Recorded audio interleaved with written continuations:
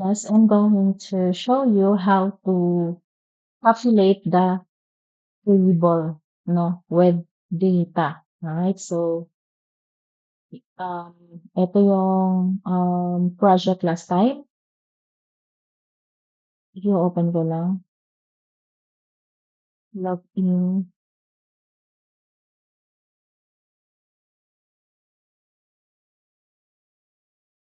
So dito, i-click ko yung user management na button and yung table, no. Ito yung sinasabi kong table. And then, may search bar tayo dito sa taas. Okay? So, ito na yung table. So, dito, kung sa application ninyo may mga table kayo, so this is for you. Alright? So, paano ko ba ginawa 'to? Okay? So, here,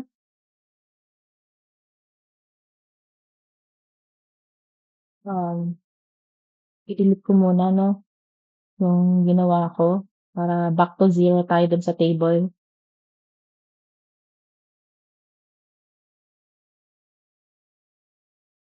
Yan. So now, yung current design natin, yung last time dun sa demonstration ko na yung dashboard. Okay, so eto yun. Now, I want to add um, a functionality for the user management button. If i-click ang user management button, dapat ang makita dun sa frame natin is yung user management na panel na merong table. Tapos yung table na yon populated na dun sa mga user list. No, nandun na yung mga user list, alright? So, paano siya gagawin? Okay? So, first, dahil structure na yung dashboard na 'to, ikopya lang nato si dashboard. Copy, and then gawa tayo ng management panel. And then right here sa management panel, dito sa may gilid, as is lang gihapon na ang mga buttons daha. So, dito dahil nasa management na tayo, papalitan natin yung text na hmm,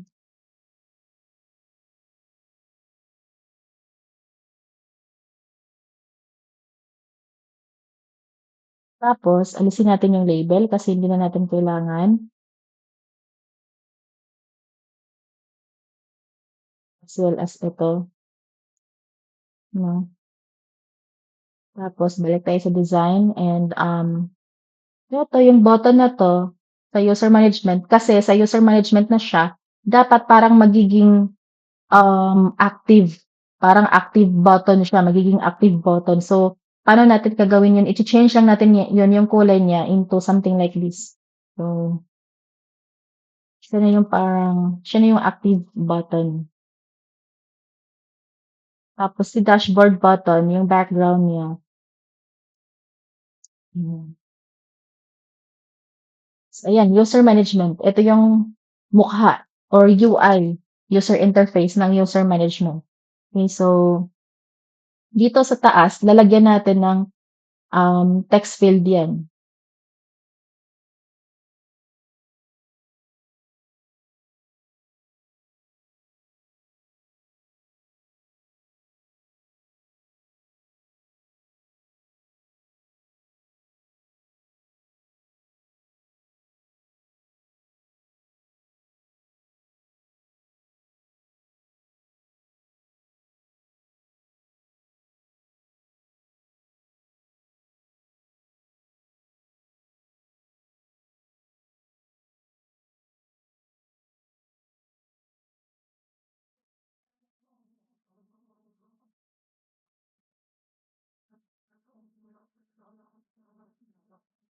So maglalagay muna tayo ng ano, dito, ng table. So, dito sa may gilid, sa palette, hanapin natin yung table, UI na ano, table. Drag lang natin dyan, drag and drop. Yan.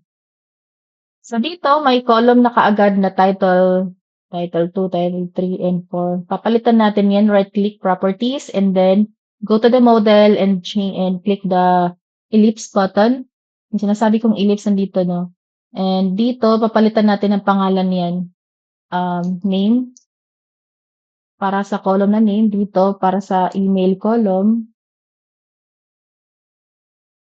For the role column. And yung last, para sa mga action button. Okay, so, kung gusto kang mag-add pa ng column, nandito lang yun, no? Sa may baba. May plus and minus dyan. So, plus. May plus. Minus, ayan. So, add ka ng another column, ganito lang. Magbawas ka ng column, ganito lang. Okay, so, yung row naman, kung gusto mong walang mga rows, gawin mo yung 0. Okay, so, okay. And then, palitan natin yung variable, table user. So, as you can see here, meron tayong name, email, role, and action. So now, gusto na tayo sa pagpapa-implement ng code natin. Okay? So, kasi kung i-run natin to sa user interface, wala pang, ano yan, tawag dyan, wala pang laman. Okay? So, back tayo dun sa dashboard. Dito sa dashboard, lalagyan natin ng functionality yung button dito, no, si user management button. So, double click na natin na siya, and then we will add some functionality by calling or creating an object of the user management. So, user management panel is equal to new.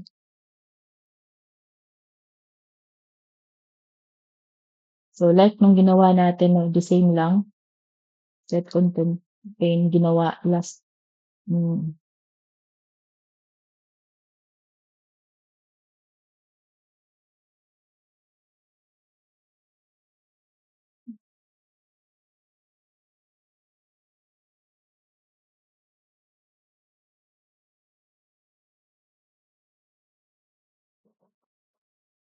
So, ayan, no? Sa dashboard, nilagyan natin ng functionality yung eto, no?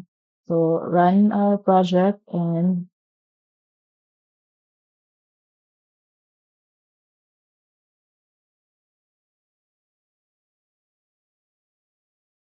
so dito, si dashboard yung nakikita natin. And then, pag i-click natin yung button na user management, yan.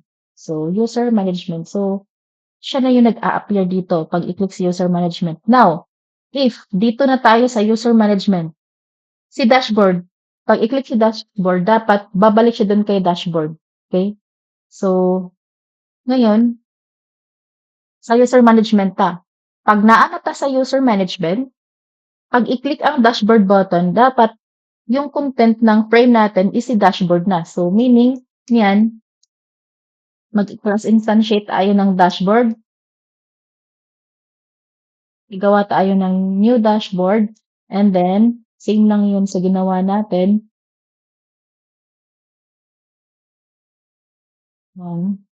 Dashboard na yung content niya. And, tatawagin natin yung pack na method. Run. Run talaga natin kaagad para makita natin kung may mali ba sa code natin or it works perfectly, 'di ba? So, kung yung in-expect natin na mangyayari is yun ba talaga ang pinerform. Okay, so nandito tayo sa dashboard. I-click nato ang user management button.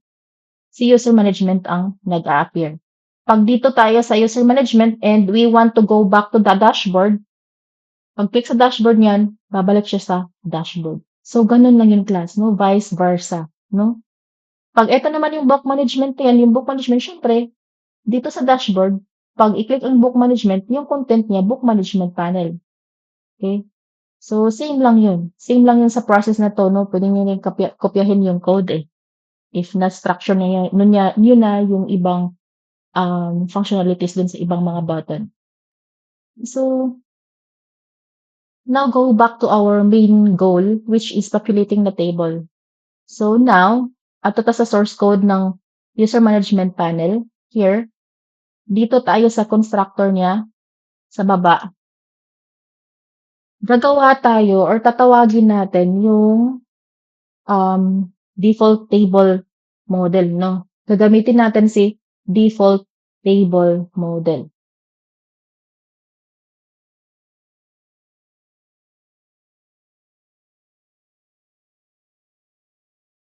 Lalagyan natin siya ng pangalan. Model is equal to um,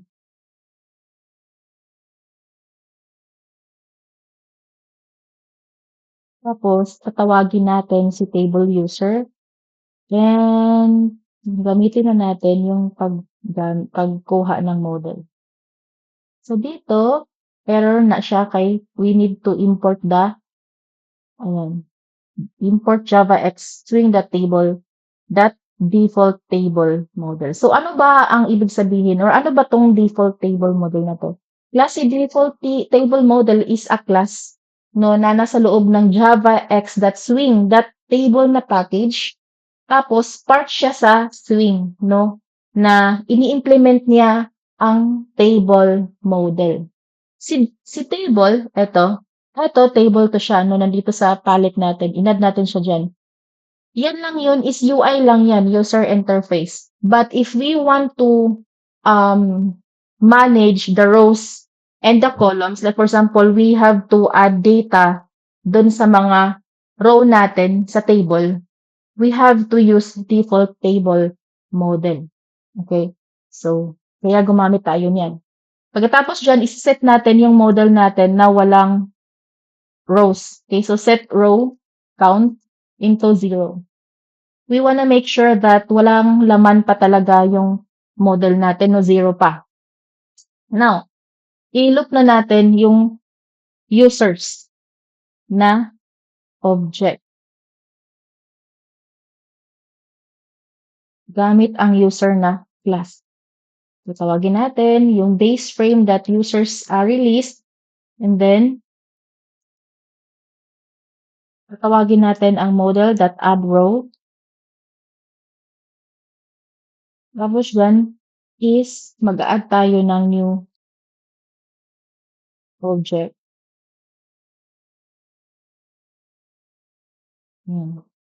Si user, we need to import here. Import models na package that user na since. And here, ma-access na natin yung mga behavior ng user like get the name, get email, and get role. So, user na identifier here. User, in every user, meron silang name.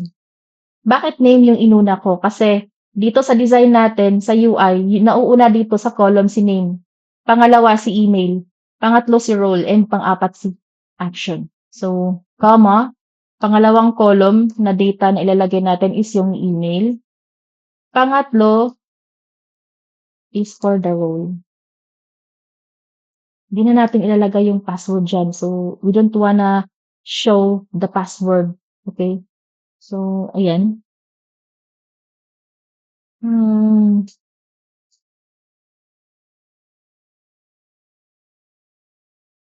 Tatlo lang. Ma'am, bakit tatlo lang? Kasi dito sinilagay mo apat yan, may action column yan.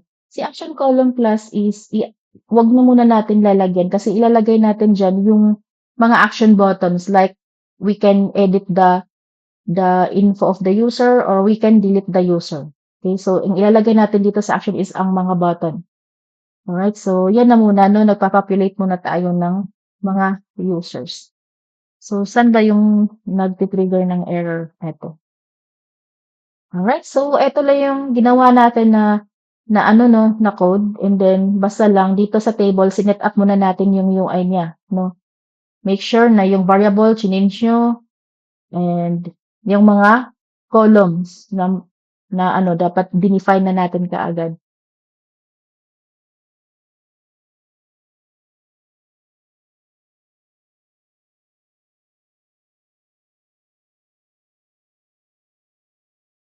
Ayan, so dashboard, user management, ayan. As you can see here, class, meron na tayong nalagay na data, meaning tama yung code na ginawa ko. Okay? So, now, as you can see here, tingnan mo, magkadikit halos yung mga row. So, paano siya gagawin na yung spacing or yung row na yun, yung height, no? I-adjust natin yung row height natin. So, paano? Dito tayo sa user management. Dito sa table, right-click lang yan. And then, locate the properties na ang pangalan row height. Ayan. Row height, iset natin into, halimbawa, 45. So, change ko lang sa 45. And then, run our project, log in again to see the changes, to check if yun na ba talaga yun yung ginawa natin. Sakto ba yun? Dito. Hmm. Ayan. Di ba? May ano na siya. And then, class, if you want to set the grid, no? Dapat may grid dito, yung grid lines sa table natin. If gusto kang may grid lines dito sa table, is simple lang dito pa rin sa table properties. Hanapin yung show grid na properties. Ayan, nandito. Show grid, check lang yan. Okay, so I don't know if um I think dito ano sa grid color, ayan, no?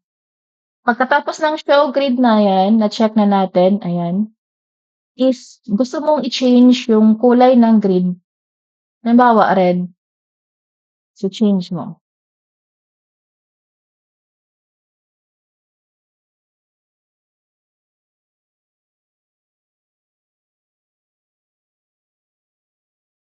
Ayan, okay class 'no, klaro ba? Pero class if gusto ninyo na walang grid sa ano, sa column, gusto niyo row grid lang yung nandiyan, puwede naman. I-set niyo yung vertical lines ng table dito. Dito sa show grid na 'yan. Tapos may show horizontal lines. Yung horizontal lines is pa ganyan, 'di ba? Horizon. Tapos dito sa vertical lines, ayan, pa column siya. So, i-uncheck nyo lang yan, yung vertical lines. And, well, check if nag-render yung ginawa natin.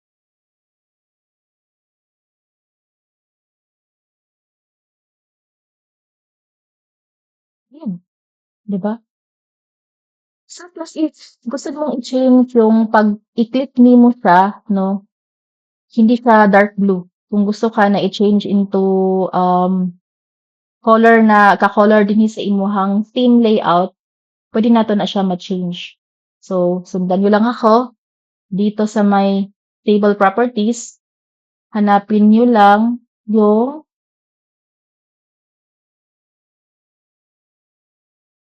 hmm,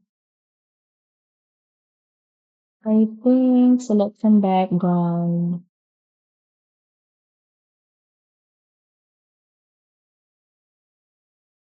So, selection background, try natin 'tong selection background, gawin nating green.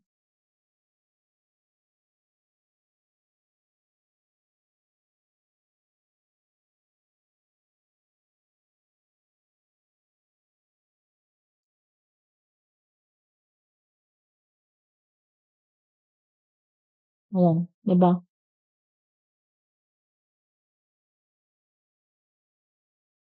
So, tingnan niyo class, 'pag double click ko yung mga data, nai-edit siya, nacha-change. So, we don't want that, okay? So, kailangan natin ise-set yung column na uneditable. So, paano?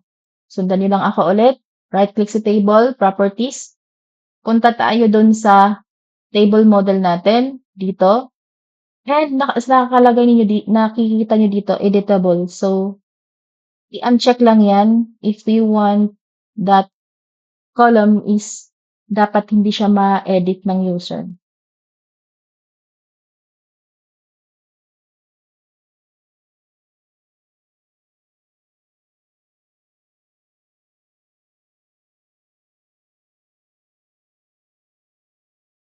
Ayan. So, double click nato, ayan, dili na jud siya ma-edit, no, unlike kanina. Okey. So, plus if i-adjust niyo yung kulay dito 'no, gusto ko ano hindi siya halimbawa ganito, yung kakulay nito I mean dito na lang, eto na lang. Papalitan ko yung selection color, yung selection background,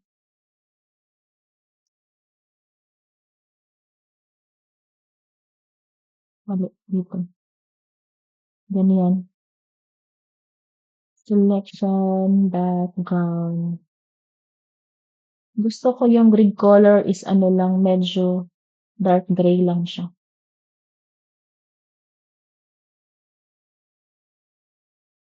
Register sa tag-isa class para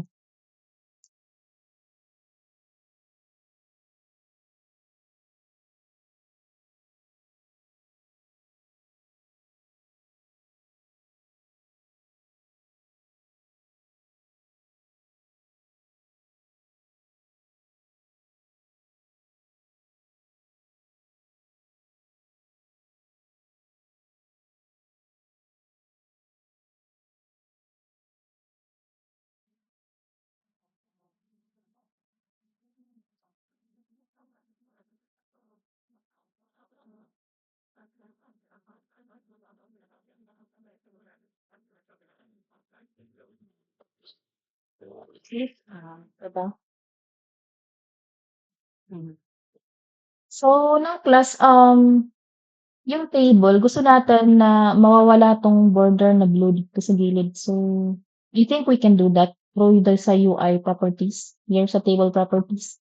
I think sa ano 'yan, sa focus. Focus. Focusable, ano pa? So, i-try natin yung focusable class, i-uncheck lang natin.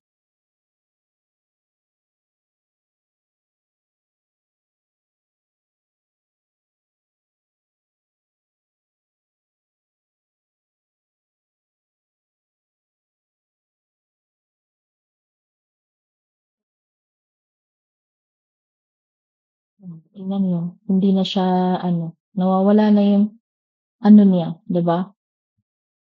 Hmm. Kung gusto niyo i-change yung font color kung i-click ni user, 'di ba? Kasi yung black something it's not hardly readable. It's hardly readable yung mga text niya. So I want it to have a font color na ano siya, tawag yan, white. I think we can change that. Right click properties. I don't know. We can change it programmatically as well. But here sa UI, sa mga properties niya, ayan, selection foreground. So, i-set natin yan into white. Okay, so, kung kailangan mo dito class no, na mga settings, nandyan na. Diba? Sa UI.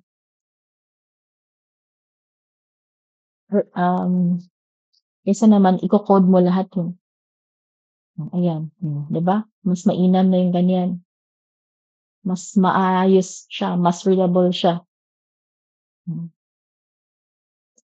So I guess class, that's all for the populating the table and I